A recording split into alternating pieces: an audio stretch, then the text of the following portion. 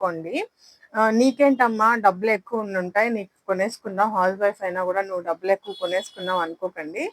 దానికి నేను సమాధానం చెప్తాను. ఎలాంటి టైలరింగ్ నేర్చుకోకుండా ఇంత బాగా కుడితే ఇంక టైలరింగ్ వచ్చిన వాళ్ళైతే ఇంకా అద్దిరిపోద్దనమాట. వాళ్ళంత బాగా కుట్టేస్తారు. టైలరింగ్ హౌస్ వైఫ్స్ ఉంటారు. బ్లౌజెస్, డ్రెసెస్ ఆల్మోస్ట్ పిల్లలకి చిన్న చిన్న షర్ట్స్, జుబ్బాలు చాలా రకాలు కుడుతూ ఉంటారు. డోర్ మ్యాట్స్ అని, బ్యాగ్స్ అని ఇలా రకరకాలు కుడుతూ ఉంటారు. అలాంటి హౌస్ వైఫ్స్‌లో నేను ఒకదాన్నని. ఎప్పుడైతే తీసుకున్నానో ఈ జాక్ మిషన్ నేనే స్టిచ్చింగ్ రాని దాన్ని ఇంట్లో పనులు చేసుకుని, అన్నీ చేసుకుని టైం దొరికినప్పుడు స్టిచ్ చేసుకునే నేనే 1, 2 అవర్స్‌లో ఒక బ్లౌజ్ కుట్టేస్తా. హాయ్! నేను Venukalpana. Welcome to my channel all rounder ఇల్లాలు. థంబ్‌నెయిల్ చూడగానే మీకు డీటెయిల్స్ అన్నీ అర్థమైపోయి ఉంటాయి. నేను ఇప్పుడు ఈ వీడియోలో మీకు ఏం చెప్పాలనుకుంటున్నానో మీకు తెలిసిపోయి ఉంటది. నేను ఈ జాక్ F5 మిషన్ మీద ఎలాంటి ప్రమోషన్స్ చేయట్లేదు. నేను తీసుకున్నాను. నా ఎక్స్‌పీరియన్స్ ఏంటి అనేది ఈ వీడియోలో నేను మీకు చెప్తాను. ఒక హౌస్ వైఫ్‌కి కానీ, ఒక చిన్నగా కుట్టు మిషన్ పెట్టుకొని, చిన్నగా హౌస్ వైఫ్‌లో ఇంట్లో కుట్టుకునే వాళ్ళకి హెల్ప్‌ఫుల్ అవుతుందని ఈ వీడియో చేస్తున్నాను తప్ప, నేను ఎలాంటి ప్రమోషన్స్ చేయట్లేదు. జాక్ మిషన్ హౌస్ వైఫ్స్ తీసుకోవచ్చా? తీసుకోకూడదా? ఎలాంటి వాళ్ళు తీసుకోవాలి? ఓన్లీ బొటిక్స్ ఉన్న వాళ్ళే తీసుకోవాలా? లేకపోతే చిన్న టైలరింగ్ షాప్ ఉన్న వాళ్ళు తీసుకోవాలా? అనే విషయాన్ని నేను మీకు ఇప్పుడు డీటెయిల్‌గా ఎక్స్‌ప్లెయిన్ చేస్తాను. ఫస్ట్ ఆఫ్ ఆల్ బొటిక్స్ ఉన్న వాళ్ళు తీసుకోవాలి అంటే వాళ్ళు ఓకే. వాళ్ళకి 100% వాళ్ళకి వర్తీ అన్నమాట. ఇంకా వాళ్ళకి ఎక్స్‌ట్రా మనీ గూడా వస్తుంది. ఈ ఎక్స్‌ట్రా ఇన్‌కమ్ గూడా వస్తుంది. జాక్ మిషన్ అనే గాదు. ఇండస్ట్రియల్ మిషన్స్ ఏవైనా కూడా సౌండ్ లేకుండా చాలా స్మూత్‌గా వెళ్ళిపోతాయి. అలా బొటిక్స్‌లో వాళ్ళకి చాలా ఎక్కువ డిజైనర్ వేర్స్ వస్తూ ఉంటాయి గదా! అవన్నీ కుట్టడానికి చాలా బావుంటది. బొటిక్స్ ఉన్న వాళ్ళకి మాత్రం 100% 200% లాభం అన్నమాట. అండ్ చిన్న టైలరింగ్ షాప్ ఉన్న వాళ్ళకి కూడా చాలా చాలా త్రిబుల్ అన్నమాట. ట్రిపుల్ ఇన్‌కమ్ వస్తుంది.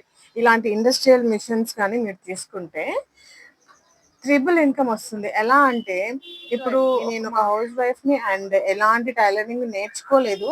ఎలాంటి టైలరింగ్ నేర్చుకోకుండానే ఇదిగోండి ఇంట్లోనే ఇలాంటి బ్లౌజెస్ కుట్టుకున్నాను నేను.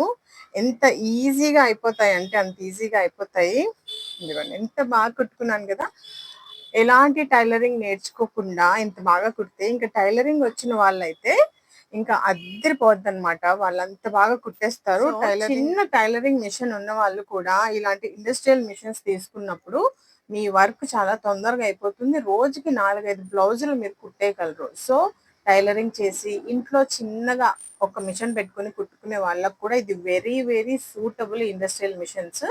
ఒక ఈ 20, 25 బ్లౌజెస్ కుట్టంగానే దీని మీద పెట్టిన ఇన్వెస్ట్‌మెంట్ అంతా మీకు రిటర్న్ వచ్చేస్తుంది. ఇంక తర్వాత ఇన్‌కమే ఇన్‌కమ్. హౌస్ వైఫ్ విషయానికొస్తే హౌస్ వైఫ్స్‌కి ఇంత పెద్ద ఇండస్ట్రియల్ మిషన్ అవసరం అంటారా? చిన్న ఎలక్ట్రిక్ మిషన్ తీసేసుకోవచ్చు కదా! అది ఈజీగా అయిపోతది. చాలా స్టిచెస్ వస్తాయి.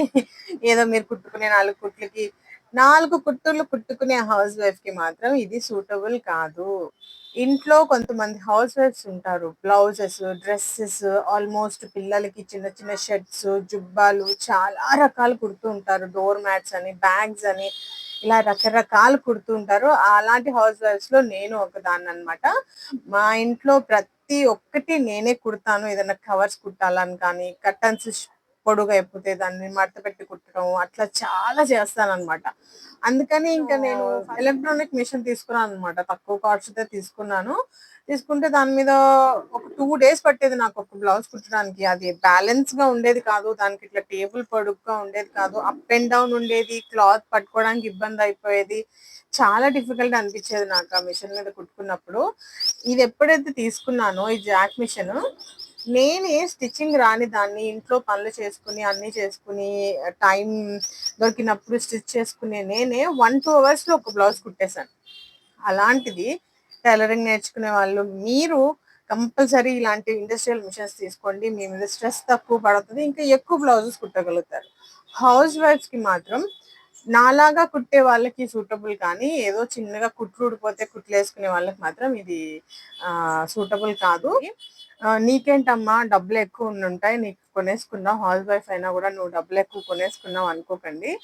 దానికి నేను సమాధానం చెప్తాను.